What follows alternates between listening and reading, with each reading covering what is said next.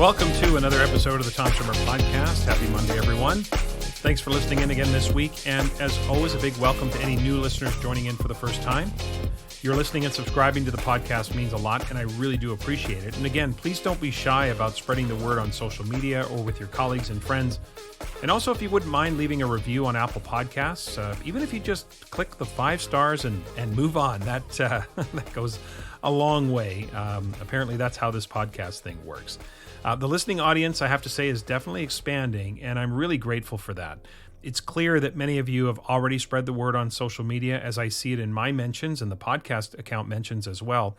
And also during Zoom trainings when I'm conducting workshops, etc., I'm hearing more people talk about the podcast, that they've shared it with their colleagues and friends, and that their friends are starting to listen, etc. So I just want to say with all of that, thank you so much for doing that. I really do appreciate it. Well, as John Lennon once said, life is what happens to you when you're busy making other plans. As you know, Leanne Young was supposed to be my guest this week, but between schedule changes and a major internet issue where she lives, I'm going solo this week. So the plan is to have Leanne with us next week. What I plan to do today, and I've always kind of had this in the back of my mind as a backup plan, just in case things happen, is to go back over the podcast and highlight how each one of my guests so far has answered the question, what's your definition of success? So prepare to be inspired. In Assessment Corner this week, I'm going to address the issue of more expansive transcripts and some of the practical issues that I believe some people and groups are failing to consider when hypothesizing, maybe even pontificating, about the current transcript format. So that's today's plan. Let's get to it.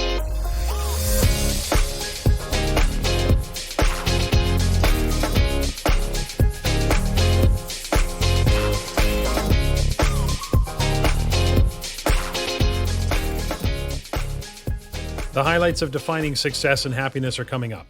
But first, don't at me. But I want to open this week by identifying what I believe is the number one happiness killer. Now, we can all define success and happiness in our own way, but I really do believe there is a number one ranked, universal, instant happiness killer, and that is comparison. This ties into what we talked about a couple of weeks ago when I was exploring the topic of, and the question, why can't we be happy for other people? There is, in my mind, only one positive reason or outcome to comparing yourself to others, and I'm going to talk about that at the end. But first, let's just all understand that almost no good can come from comparing yourself or your situation to others. So we begin now with a declaration, and it's this. You will always be able to find somebody who's doing better than you, and you will always be able to find somebody who's doing worse.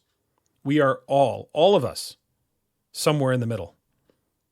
You know that person you look at with envy? You know that person you compare your life to, your work life, your personal life, your financial situation?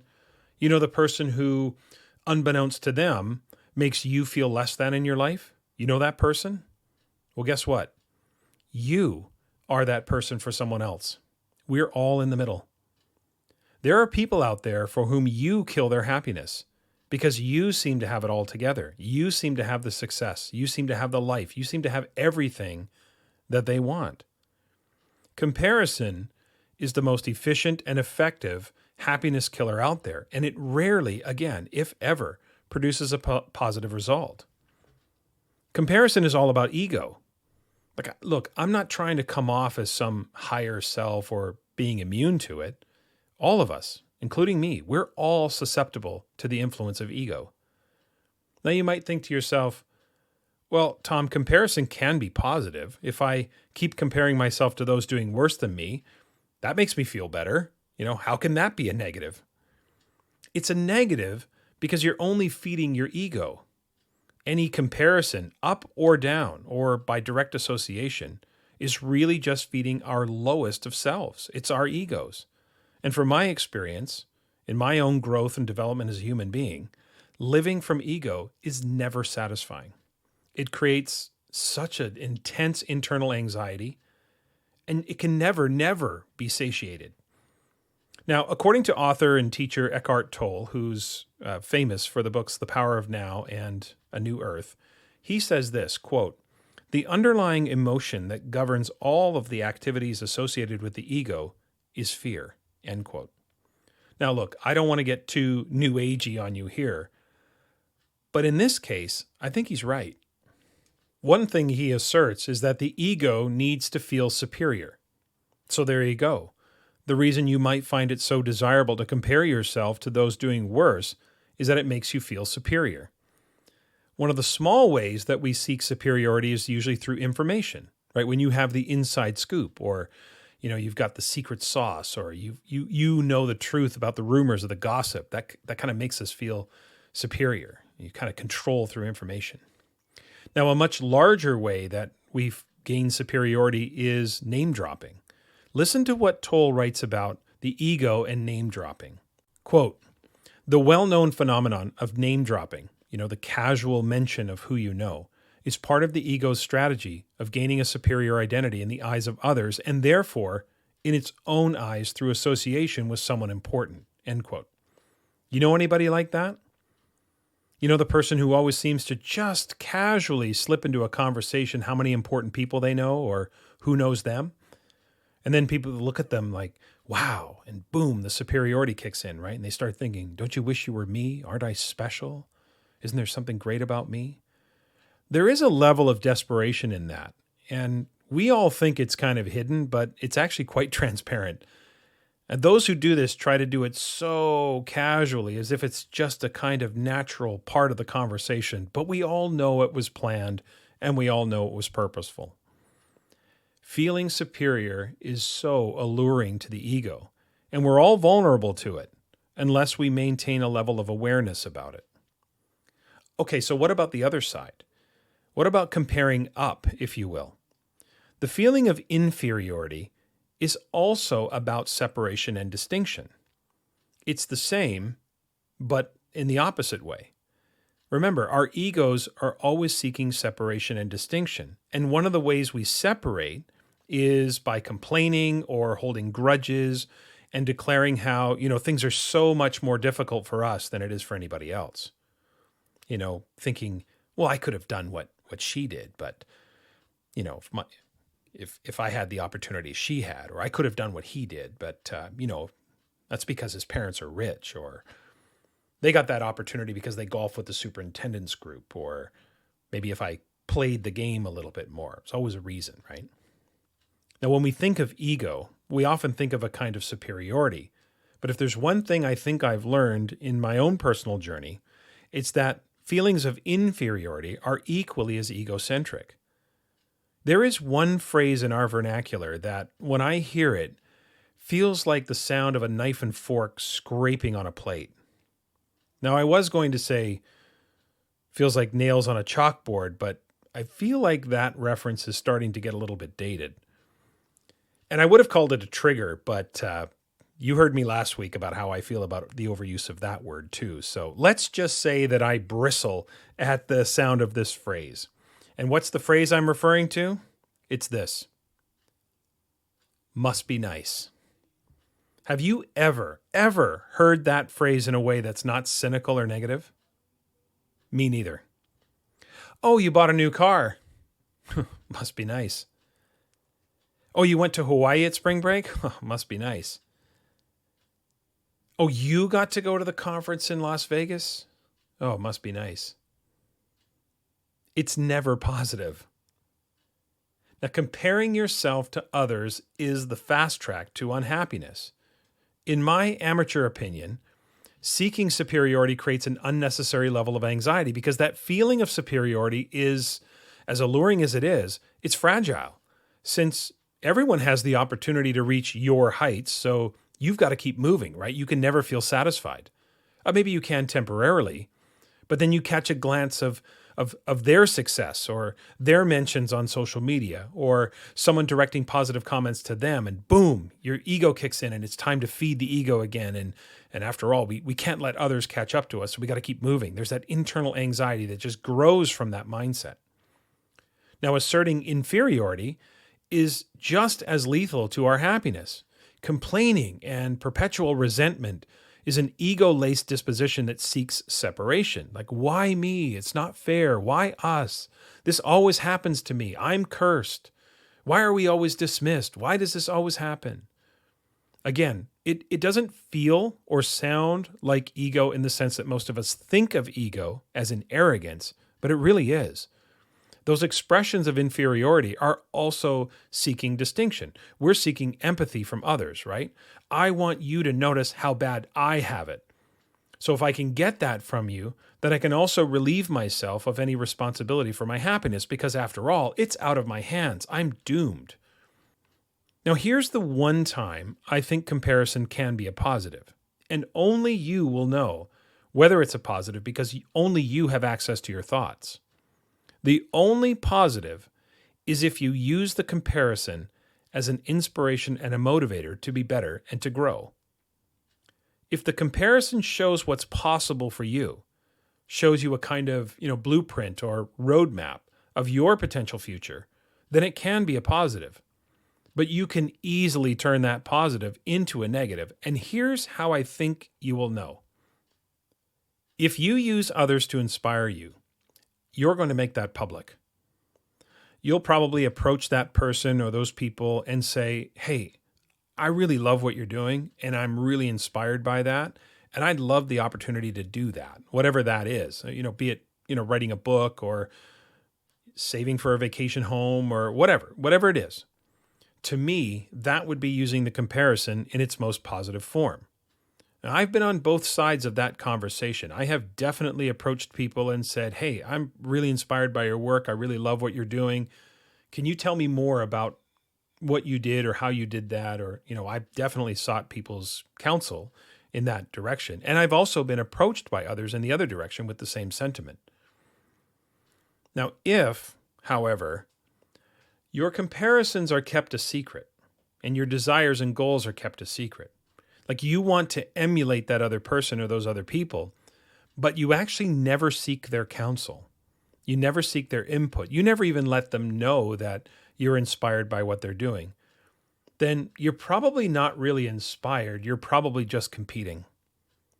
You're wanting to surpass them in a sort of surprise way. I've seen this play out before, and it's all too predictable. If you're truly inspired, you probably would seek the input and the counsel of those who have inspired you. If you're competing, you'll keep it a secret. Now, Oscar Wilde once said, imitation is the sincerest form of flattery that mediocrity can pay to greatness. Now, sometimes imitation is diabolical. It's a way of trying to neutralize the success and attention of others. People think to themselves, oh, you did that? That's no big deal. I can do that too. You see, you're not so special. I did what you did. You're not that unique. I know that might sound a bit strange, but I can promise you it's a thing because I've seen it and heard it with my own eyes. You can't truly be happy if you feel anxious and desperate. And anxiety and desperation are an output of the constant search for superiority. And you can't be happy, truly, if you're constantly feeling less than or hard done by, if you're constantly expressing inferiority. Are you happy with you? Full stop is the question. Have you reached your goals? Are you where you want to be? Not, are you happier than others? Are you happier in comparison to other people? Comparison is the pathway to unhappiness. We all of us, have to continually work at feeling content with who we are and what we've accomplished. And there's nothing wrong with pushing yourself and driving to be better and trying to accomplish more. But it's when it's sourced from a comparison that it's often counterproductive. No one is you. No one has experienced your journey. So focus internally. And I think this is what people mean when they say happiness is an inside job. The bottom line is, comparing yourself to others in one direction or another is a surefire way to undercut your happiness. So do everything you can to raise your level of awareness, not just of what you're thinking, but where it's coming from. What's driving it? Now, we all have to work on this. The best of who we are is when we're in search of cohesion and connectedness and alignment, not separation and distinction. Now, when you get that separation and distinction, the ego is going to make you feel like you've won, whatever winning means, even though collectively, as a society, we will have lost. Listeners, as you know, I end every interview with guests with the same question, and that is, if a random person stopped you on the street and asked you, "What's your definition of success?" how would you answer them? Well, here are the answers my guests so far have given. Prepare to be inspired. Leaving the world a better place than what you left it. That there's some evidence that people's lives are better because you were present. And that could be your own children, it could be a neighbor, it could be your spouse, it could be an entire industry like Rick DeFore. And people are still talking about Rick DeFore. He's been physically deceased for 3 years. So I think the person who helps the homeless is just as impactful as Bill Gates or Steve Jobs, who revolutionized our people's lives better because you were present. If it was all about you, and nobody can say that, you know what, I see my job as a teacher differently now because of Tom Schimmer. That's greater than anything else that I could experience. I see reality differently. My kids, whoever, somebody could say that my life was better because this person exists. That's success to me. I think it is about being able to feel confident that you're living authentically, and that you're living authentically, and you feel surrounded by people who inspire you, lift you up, see the possibility in you without having to do anything. And also being able to feel like you're fulfilling your purpose, and a purpose where you're seen and your strengths are part of this world that's a little complex, a little crazy, and trying to make other people's lives a little bit better, but also just living authentically and feeling that sense of peace. So I think that would be my answer. It's interesting because in my first book that I wrote called Children at Promise, I actually redefined success for the sake of the book. The book is about character development and the character traits that are developed through adversity and relationships. And I define success as to positively contribute to the moral and social fabric, the social and moral fabric of society. So this idea that to be truly successful, you have to be a contributor and not a taker. And I think that a lot of definitions of success are about acquisitions of things, acquisitions of degrees, acquisitions of jobs and money, taking things. And I just believe that success is about giving things, and it's about contributing things. And so that's kind of how I've lived my life, is about, being successful and hanging out with successful people who are contributors to the moral and social fabric of our society. And I think that's I hold that very dear. For me, I think it's showing up daily in the different arenas that you enter, the different things that you take on in life, and continually getting in the game, continually trying to improve yourself and or others. It's even in the low moments, it's just showing up and really trying to merge or push forward. I know people ask me a lot of time about goals, and I think goals are great, but I think goals like success, it's not impactful if you reach it and just move on to something different. So like constantly taking on whatever your life is and just showing up, being present, and continually trying to move forward. And that's kind of how I base my career, is just never perfect, very happy with where I am, but just continually trying to make growth that helps me and others around me. In my workshops, sometimes I remind people that the conversation is the destination, or the journey is the destination, and that our fixation on this sort of endpoint success, right, can sometimes take us away from the present moment. And so, like, I've been thinking about this a lot because I'm alone in my house during the COVID thing. And I just really think that life is a whole bunch of present moments strung together, right, into this life. And I feel like, success for me is staying present, not obsessing about the future or the past or things outside of me. And I think that that's what my daily work is, to be curious, and if I'm with people, I'm really with people. My dad used to have a saying, my dad is definitely one of my heroes. And he used to say that when I talk to people, I want them to feel better after talking to me than they did before I talked to them. He had a real servant leadership perspective. And I think I've very much internalized that.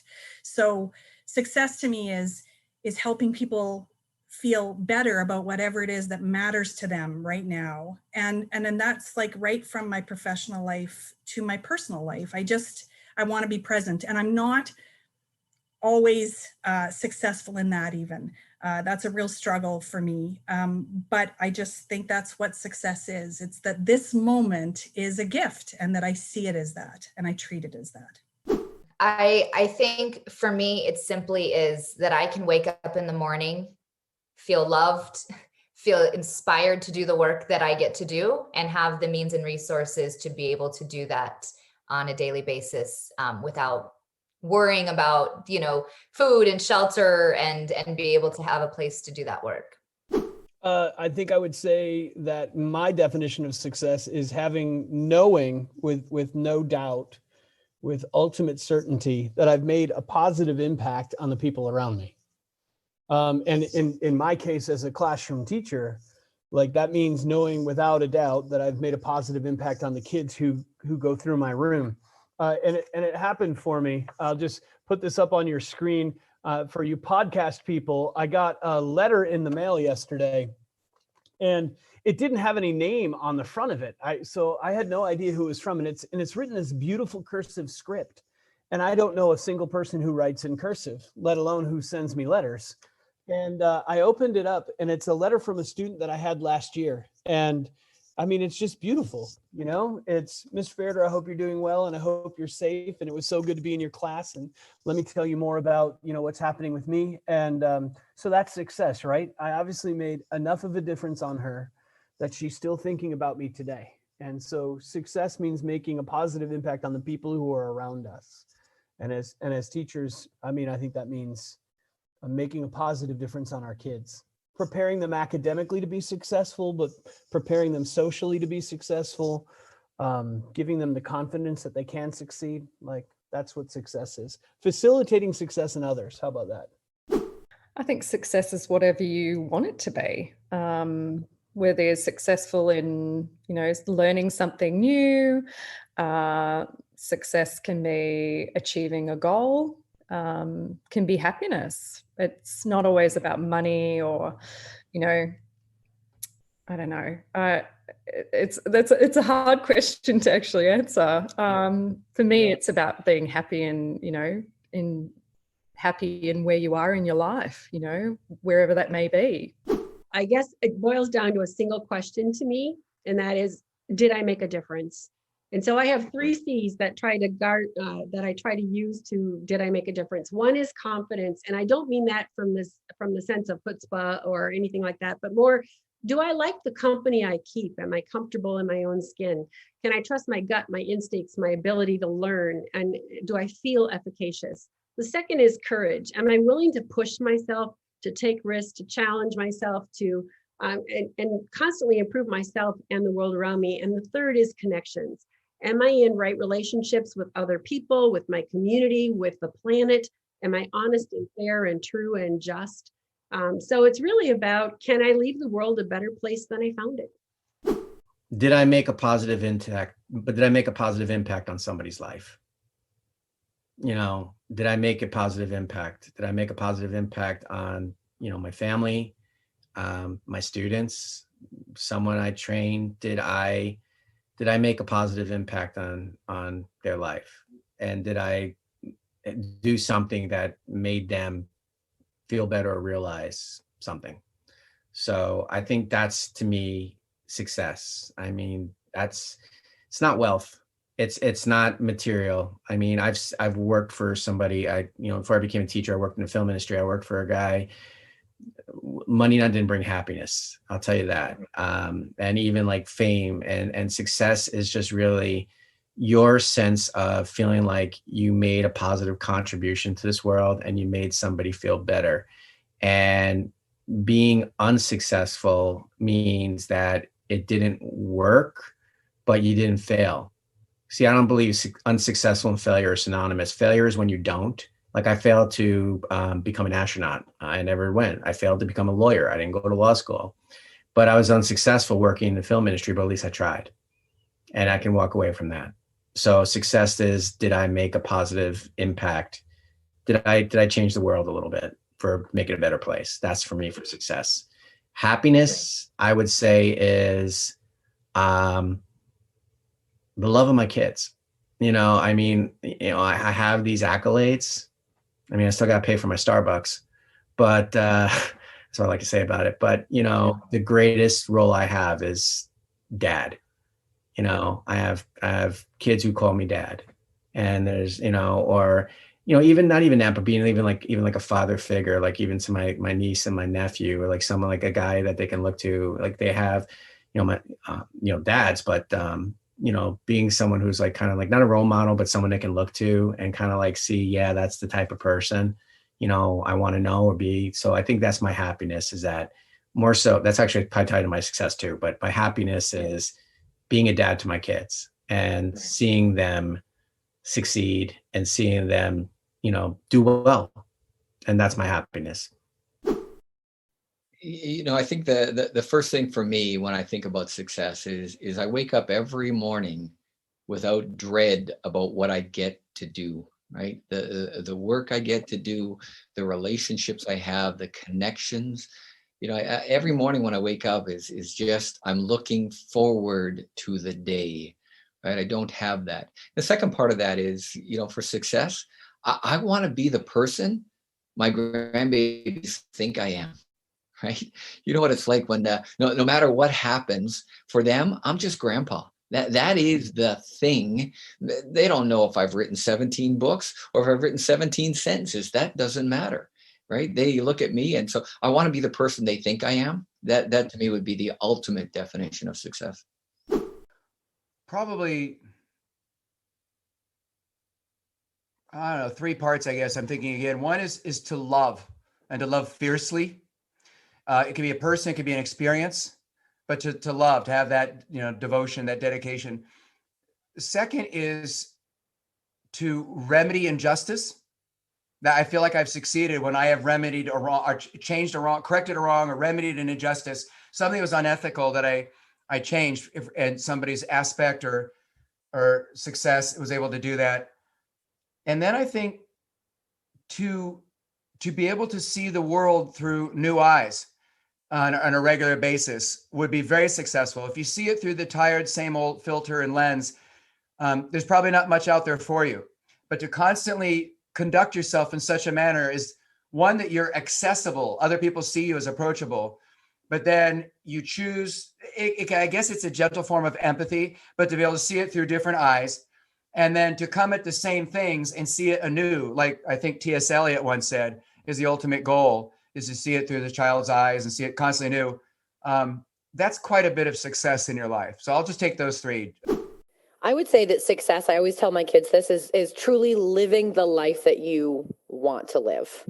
I think that when you think about kind of your non-negotiables and what makes you really fulfilled and what makes you really happy, whatever life will serve that vision, I think is a good, beautiful, successful life. I would say success is doing what you love and loving what you do.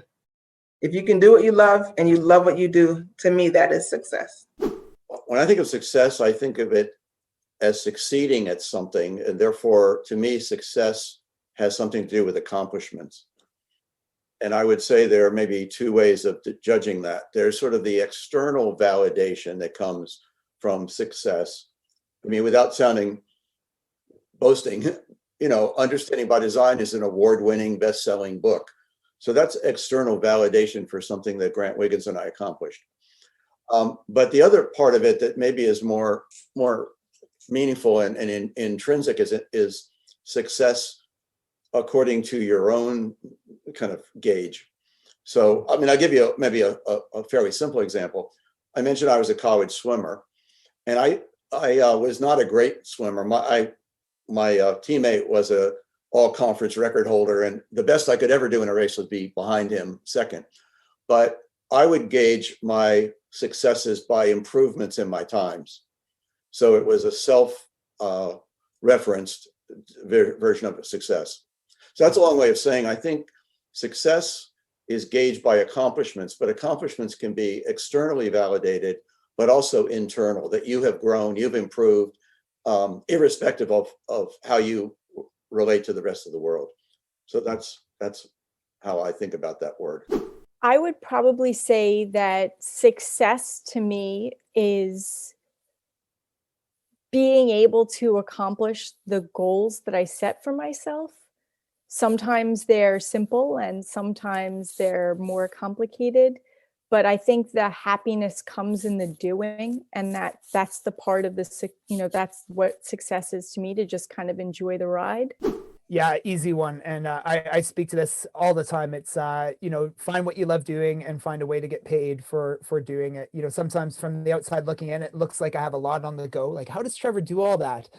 But I just love everything. Nothing gets put on my plate that that doesn't align with that. And so, find what you love doing and find a way to get paid doing it, for sure. My definition of success for me is my legacy. I think if I can say at the end of my day that I've put more good out there than bad, then I've been successful. I think of the teachers who I think about now and who I remember fondly. I'm 37, and the teachers who stuck with me, who are still in my head and make me smile. Like, I want to be that teacher to a kid. I want to be that person at school who they think back on 25 years later and say, you know what? Yeah, Mrs. Conway, smile. That's it. That's all I need for success, is to know that I've had an impact on kids, that I've had an impact on education, and that more of that impact has been positive than negative. So I think that to define success, I would say it's when you are living wholeheartedly, when you are embracing life and all the bumps and making connections and living with purpose. So I do place a strong value on our social responsibility to leave the world a little bit better or happier or more joyful than when we entered it. And I think that happens when we're following our passions, when we're making connections and spreading love. My definition of success would be the connections that I have made and the family that I'm surrounded with. And it's become, COVID has not had a lot of positives. And unfortunately, because of the, so many deaths and everything, including within our own family. But one of the positives that have come out of COVID is the connection, maybe the reconnections we've made with home, and the understanding of what is truly, really special. So I would say the connections I've made with people, and then my family, that would be the greatest line of success for me in the future.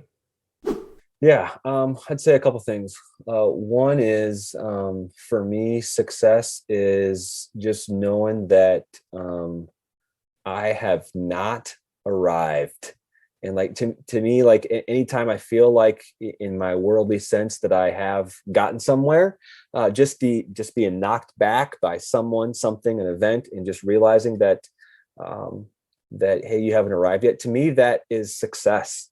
I'll never forget when I completed my first graduate degree. I'm like, oh my gosh, I'm on top of the world. I've got this degree. And then eventually I kind of realized that I didn't really know as much as I thought, just based upon some conversations I had with some people. And I thought, wow, I need to learn more. And so I just kept learning more and learning more and learning more. And I thought maybe one day if I get a doctorate degree, I might have arrived and be successful. But then I'm now surrounded by a bunch of people that do have their doctorates. And as it turns out, I really don't know hardly anything about the things they know about, and even the things I thought I knew about. And so to me, that sense of just being reminded of stuff I don't know. That's why I write. That's why I talk to people like you, Tom, to find out what I don't know and how I can say and think about things differently. To me, that's success, because that's what keeps me going. That's what keeps me going. But when I hit that pitfall in the road and I think that I have arrived, or that I think I'm the expert, or that I know something, it seems in the moment as being successful, but every time I look back, Tom, every single time I realize it was only success for a moment.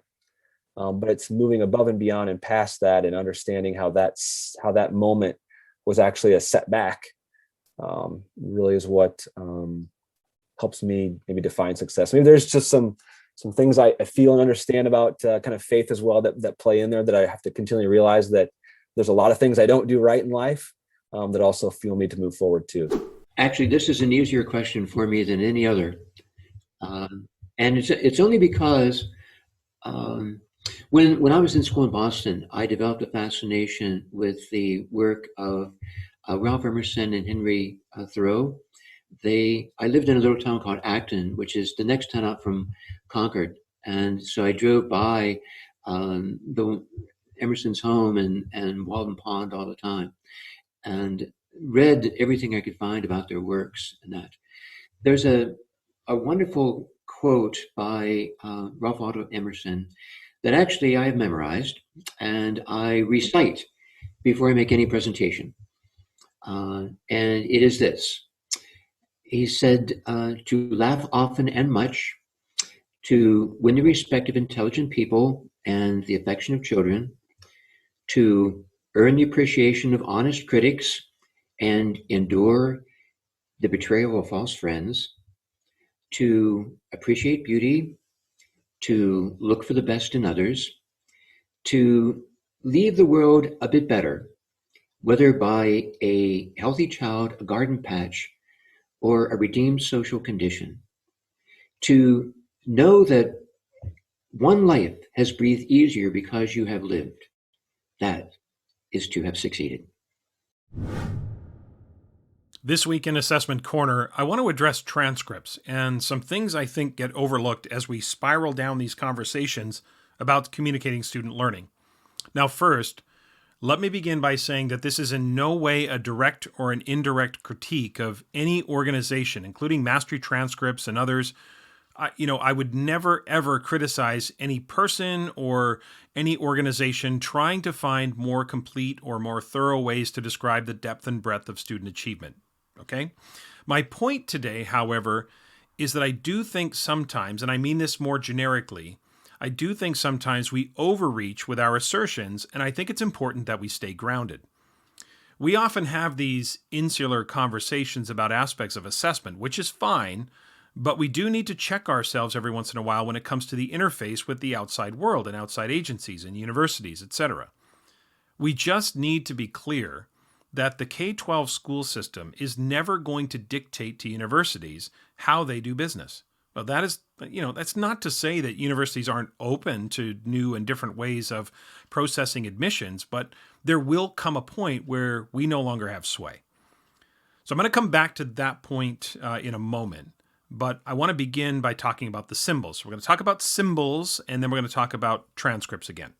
So first, the arguments against what can be communicated with a singular symbol, I believe, are somewhat overstated, right?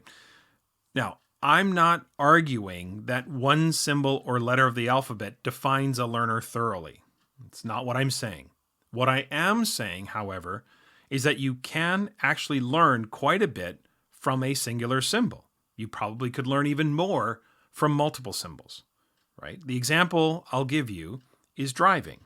If you were driving and all you saw was a red octagon, think of all of the information that starts to run through your mind and all of the things you need to consider as you approach that red octagon, right? Or if it was you're going down a road and you see a triangle, what does that tell you when you're driving? Now, of course, there is a universal understanding of what those symbols mean, which is part of the problem with the traditional transcripts, right? There's no agreed upon sort of definition of what the letter grades represent, and therein lies the therein lies the problem, right? That's the challenge. We don't have kind of universal agreement on what letter grades are supposed to represent. In many ways, this is kind of an argument in favor of standards-based grading, that grades be based on the achievement of standards. Like even those who are naysayers about standards-based grading, they often push back with the, what about college, Tom? Or what about universities? And I think to myself, yeah, what about it? maybe to begin with, we should at least ensure that if the college transcript is still a thing, and it is, that in the end, colleges can actually glean clear information about student learning from the transcript. Like if we've got inconsistency with how grades are determined and what they mean, that's an even bigger issue. Because if an A in your class is about reaching a 90% threshold based on averaging old and new evidence, and an A in my class is about reaching exemplary status regardless of how low or slow the student started, while our colleagues have a view of an A meaning exceeding the expectations of the standards, then how in the world is any university admissions office supposed to make any sense out of what they're receiving?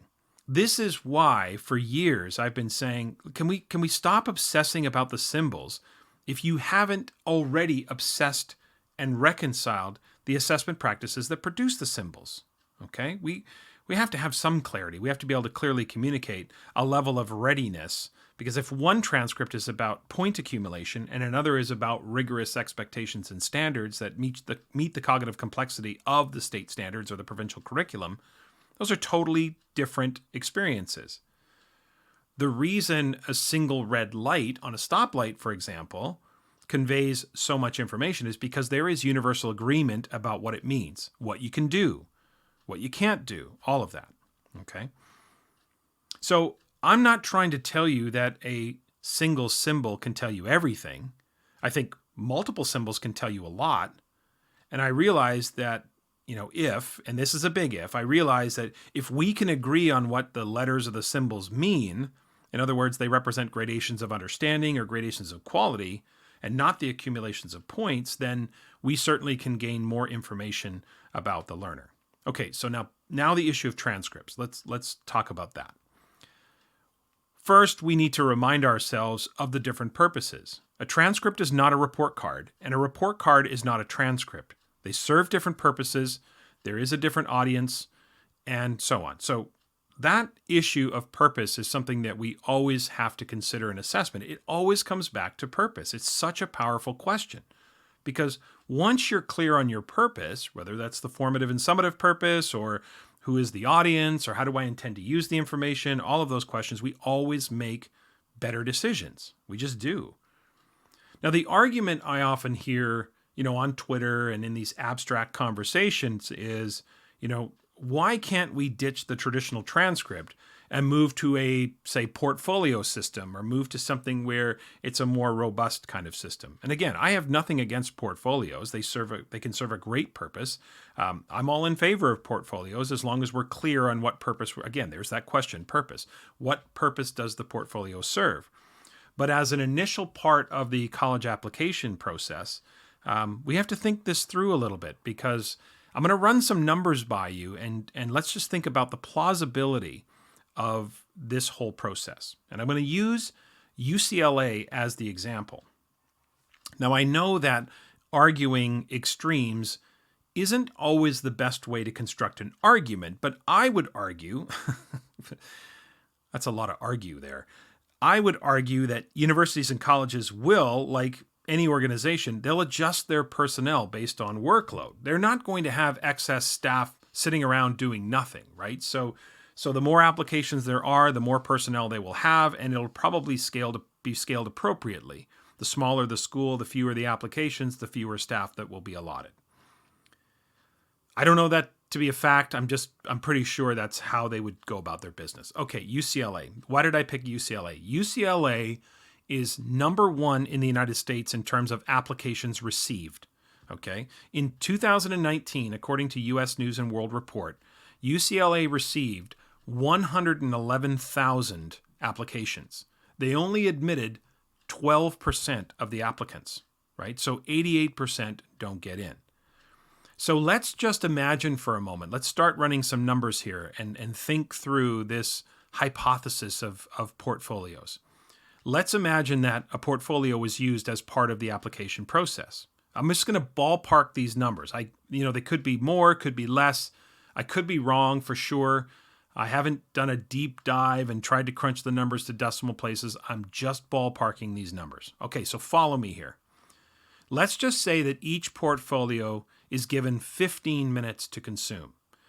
I'm thinking maybe you could probably do it in about 10 minutes if it was pretty efficient, but let's create a 5-minute buffer so that there's breaks involved, or if one portfolio takes a little longer, things like that. So we're going to allot 15 minutes on average per portfolio. Okay, 10 minutes to consume, the 5-minute buffer. So at that pace, you can get through 4 in an hour, which means in an 8-hour workday, one person will be able to consume 32 portfolios. Okay, that means 160 per week. That's 640 a month. Okay, and we're going to say they're going to do this in a span of about 5 months. Okay, so the first half of the year. Now, they might do some work in the summer and all that. Again, I don't know what the process looks like. It could be stretched out a little longer. I know there's kind of an overlap with the admissions process, but we're just sort of talking about this in the hypothetical here. Okay, so at that pace, okay, 640 a month, at 5 months, doing, by the way, nothing else as part of their employment, one person in that 5-month span could consume 3,200 portfolios in 5 months. Now, they're doing nothing else. Remember, there's 111,000 applicants.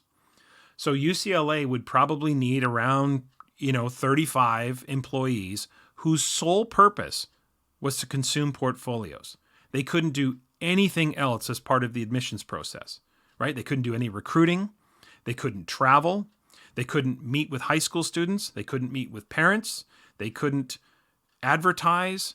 They couldn't take phone calls from counselors. Nothing. They can't get sick. They can't take holidays. And certainly, they cannot suffer from portfolio fatigue. Now, if you add that to the idea of international recruiting, right? Overseas travel, all of that. So we're probably, when you think about all that's involved in the application process and the processing of those applications, conservatively, we'd probably need to double or triple the number of staff associated with the admissions process. So if we take the number 35 and we triple it, we're talking about 105 people in total as part of the admissions, recruiting, etc. process. Now, if those 105 people made $35,000 a year, and again, that's a completely random salary. I'm just throwing a number out there on average. Some probably make more, some maybe make less. I don't really know how it works. UCLA would have to dictate $3.675 million to their personnel budget alone just for the admissions office. That's nothing else. That's not even operations. That's not travel expenses. That's not recruiting brochures. That's not advertising. That's none of it. It's just salary, and we haven't even talked about benefits. So when we get into these hypotheticals, or maybe even these pontifications, we don't often think through these ramifications. 105 employees, close to $4 million. UCLA is not doing that. Why would they? They already have an application rate that exceeds any school in the United States. They only accept 12% of the applications. So why would they do that? They're not going to do that. Now, some could say, okay, Tom, you're being a little unrealistic. Now, that's fair. Okay, again, maybe you only need to double the personnel. That's totally fair. But I want us to just think about these things when we throw things out there and we don't think through the ramifications of these kinds of ideas that we throw out there. We're just throwing out ideas out there to be visionary, but I mean, come on, think it through a little bit, right? Just like in the previous episode, we talked about blow up the system. Like, okay, can we, the details matter here, okay? All right, so some would say, okay, that's a bit of an exaggeration, Tom. What if we had an initial screening process and then we cut the number of portfolios in half so they'd only have to consume 55,000 portfolios? Okay, so tell me the mechanism for cutting that list in half. What's the list for turning 111 or 111,000 into around 55,000?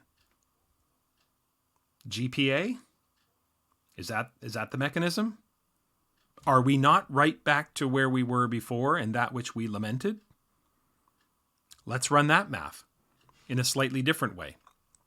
55,000 portfolios at 10 minutes a pop, you would need 555,000 minutes, which is 9,250 hours.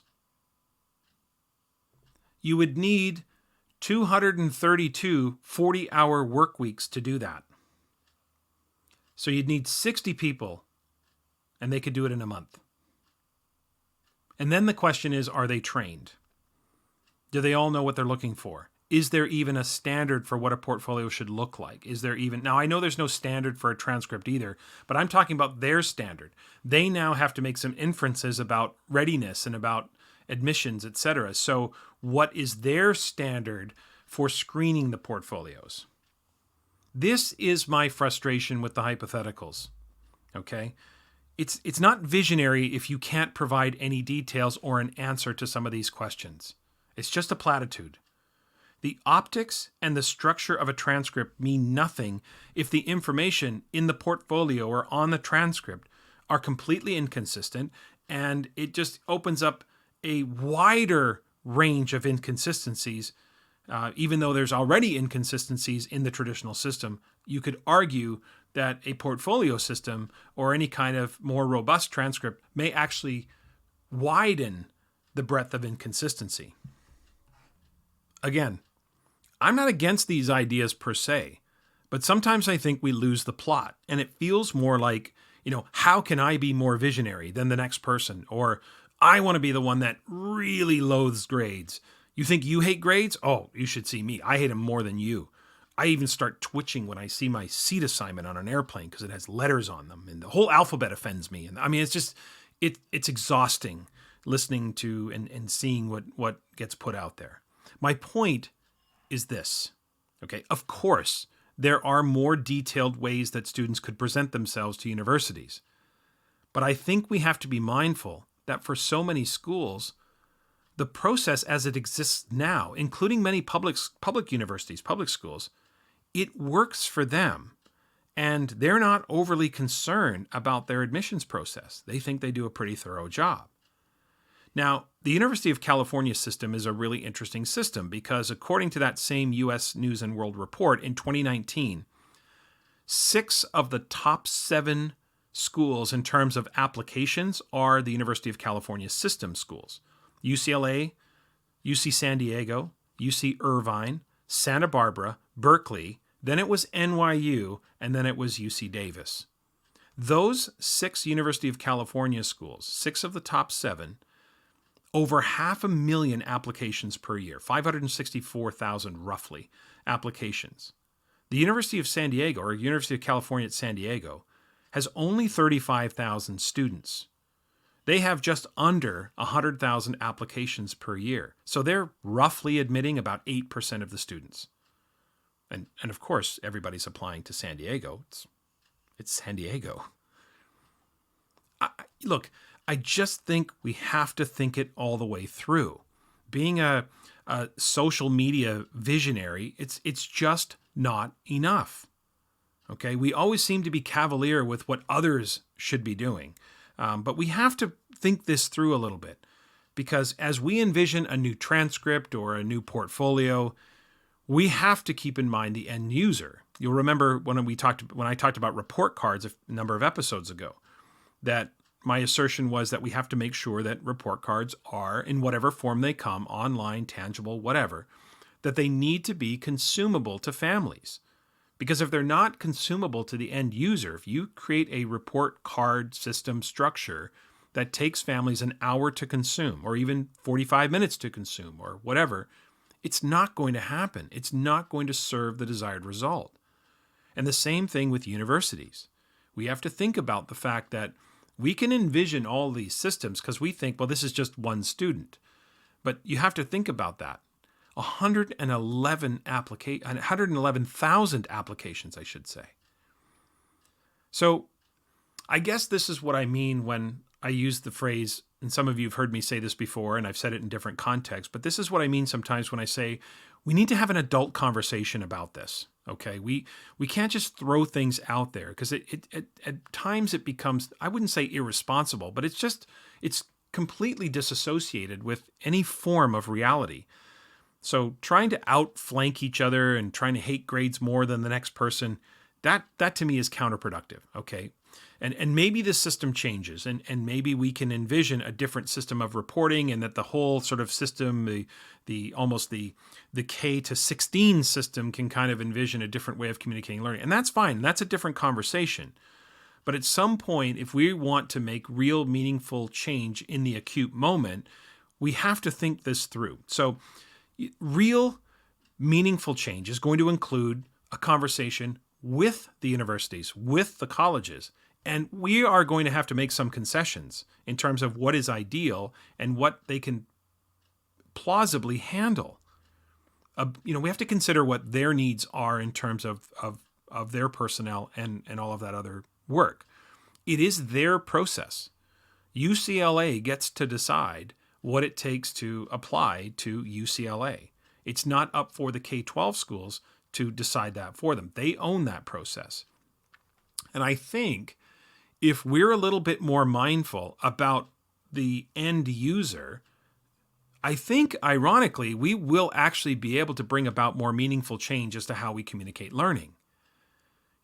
Whether it's a standards-based sort of approach that has multiple grades or something like that, I think we will actually be able to make some headway. But these wide-sweeping statements, these hypotheticals and pontifications that aren't thought through, I actually think are counterproductive to real, meaningful conversations about the college application process. Okay, that's it for today. A few announcements before we close out. First, a reminder about the Achieve Institute, which is the institute focused on promising practices in instruction, assessment, and grading. That'll be a virtual institute this August 16, 17, and 18. That's going to feature myself, Cassandra Erkins, Nicole Dimich, and Katie White. So if you're interested in that event, head over to the solutiontree.com website for details. And I've also added a link to that event and that website page in the show notes.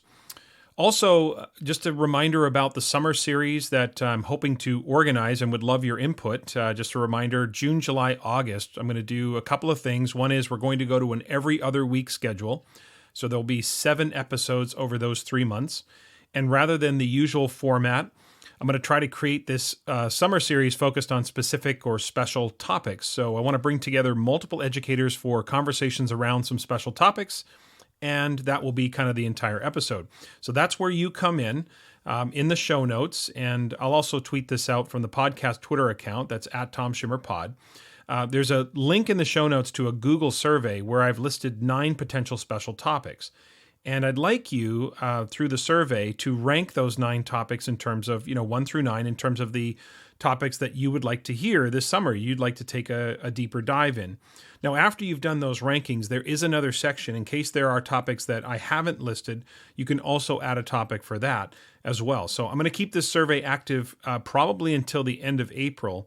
But I would like to start formulating some ideas a little bit sooner. So please, if you're interested in contributing to that survey, I would really appreciate that. And you can help me decide which topics we'll cover in June, July, and August. And so in September, we'll get back to the usual format. But I thought, for the summer, it might be good to do something a little bit different.